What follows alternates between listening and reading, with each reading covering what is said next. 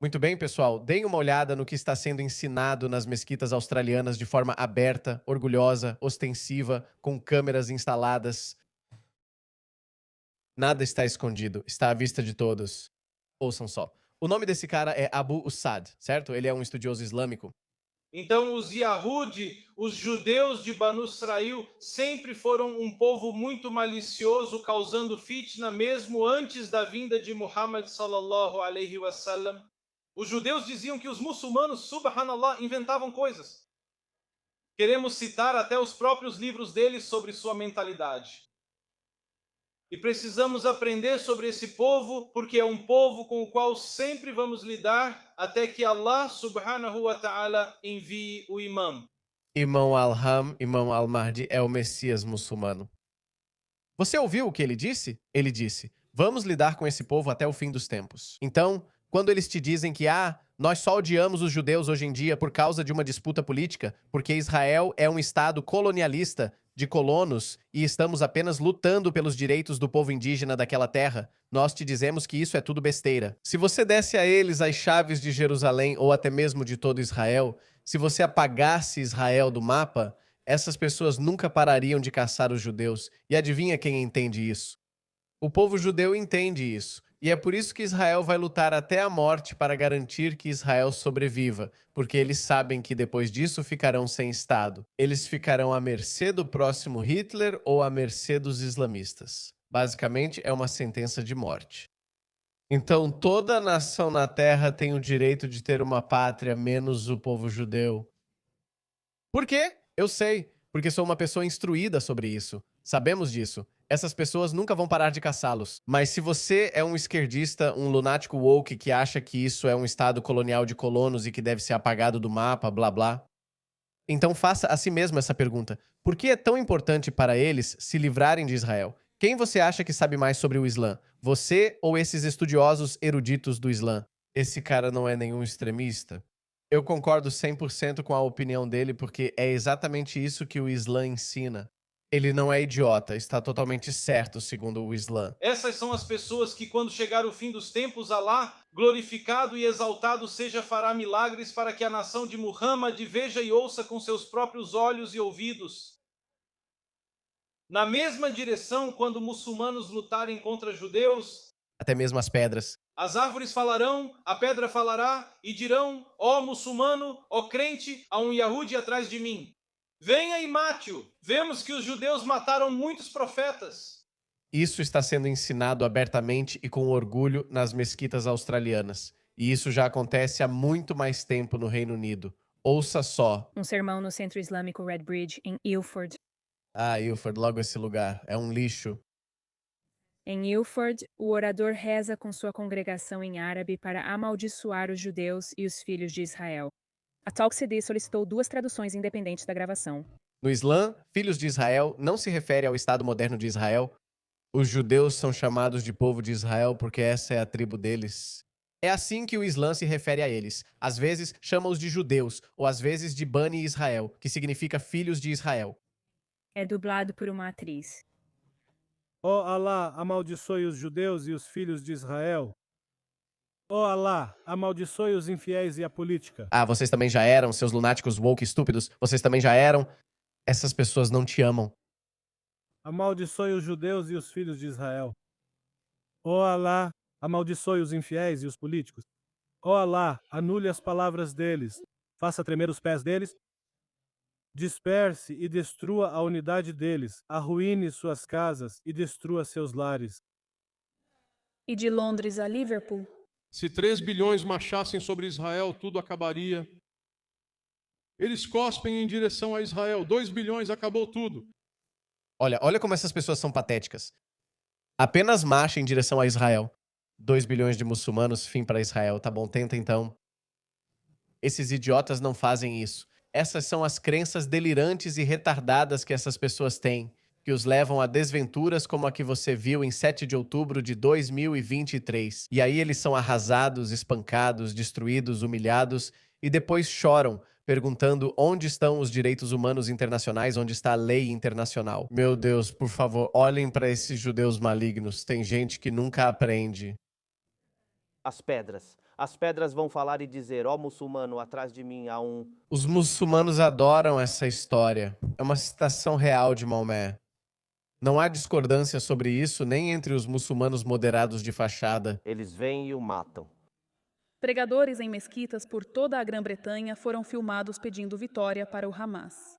Ó Deus, cure nossos corações em relação aos judeus usurpadores e a todo inimigo teu e dos muçulmanos. Ó Deus, reduza o número deles, mate-os indiscriminadamente e não deixe nenhum deles vivo. Nenhum deles.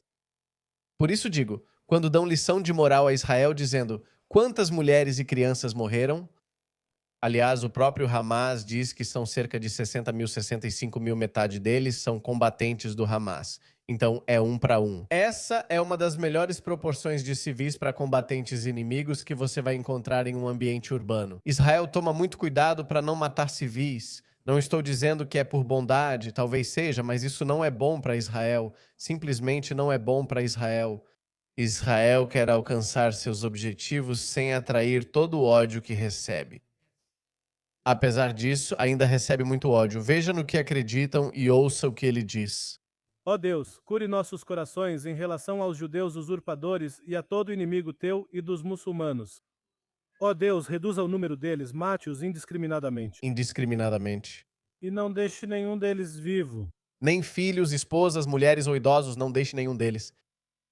Ó Deus, nosso Senhor, disperse-os, enfraqueça sua força, faça a terra tremer sob seus pés e congele o sangue em suas veias. Faça com que eles se tornem prisioneiros dos muçulmanos. Escravos. Transforme-os em nossos escravos. Elas são escravas sexuais, o que é uma posição aceita e acordada por todos os estudiosos islâmicos. Certo, Maomé tomou escravas sexuais, matando seus maridos e depois ficando com suas esposas ou filhas. Tudo isso está registrado nas próprias fontes do Islã. Veja, era algo dado como certo na lei islâmica clássica, que se os muçulmanos entrassem em guerra com não muçulmanos, o resultado da guerra seria que, se os muçulmanos fossem vitoriosos, eles ficariam com os despojos de guerra. Todo o equipamento que fosse deixado para trás, as espadas, os escudos, as lanças, as flechas, os arcos, tudo isso.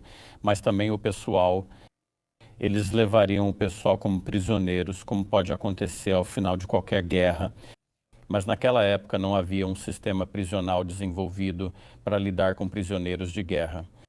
E os prisioneiros eram feitos escravos. E então as mulheres eram feitas cativas e depois distribuídas entre os soldados ou vendidas no mercado aberto. Se fossem entregues a um soldado, partia-se do princípio que ele teria acesso sexual a ela. Partia-se do princípio que o soldado teria acesso sexual a ela, acesso sexual como se fosse sua esposa, com a diferença de que ela não era livre para ir embora. Enquanto em circunstâncias normais, uma mulher teria sua própria condição de pessoa livre. Então, essa teria sido a lei islâmica tradicional.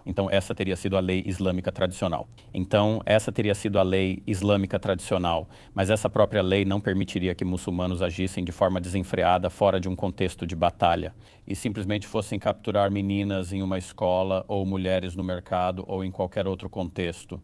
Essas são as pessoas com quem esses lunáticos progressistas estão aliados. Isso nem faz sentido. Se os muçulmanos tivessem uma simpatia pelos comunistas e pelas pessoas LGBTQ, tudo bem, eu poderia entender como eles poderiam formar uma aliança, mas os muçulmanos odeiam as pessoas LGBTQ, esses lunáticos de cabelo roxo e piercing no nariz da esquerda, muito mais do que qualquer conservador ocidental. E é por isso que isso tudo se torna ainda mais irônico e triste ao mesmo tempo. Ódio contra judeus e Israel com uma retórica antissemita alarmante. Vingança, revanche contra o agressor opressor, os sionistas ocupantes. Ó Alá, sacuda a terra sob eles. Ó Alá, reduza o número deles, mate-os indiscriminadamente e não deixe nenhum deles vivo. Retórica de que esse cara repetiu exatamente a mesma súplica deve ser parte da oração. Está circulando. Veja, essas duas pessoas disseram a mesma oração, claramente ensaiada. São essas as pessoas com quem você quer se envolver. Acho que você entendeu o ponto. Então, esse é o tipo de pessoa que vive entre nós. Eles divulgam sua visão de mundo e estão criando a próxima geração de radicais. Eles estão criando a próxima geração de muçulmanos puritanos, certo? Esses caras não são radicais islamistas, eles são muçulmanos puritanos. Porque é exatamente isso que o Islã ensina. É exatamente isso que o Islã reserva para o Ocidente. O Islã não é uma ideologia tolerante.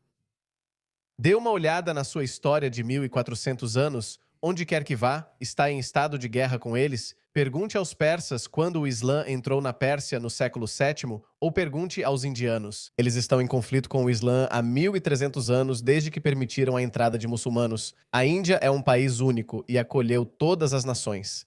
Judeus e zoroastristas foram todos bem-vindos na Índia, mas há uma comunidade da qual eles se arrependem de ter recebido.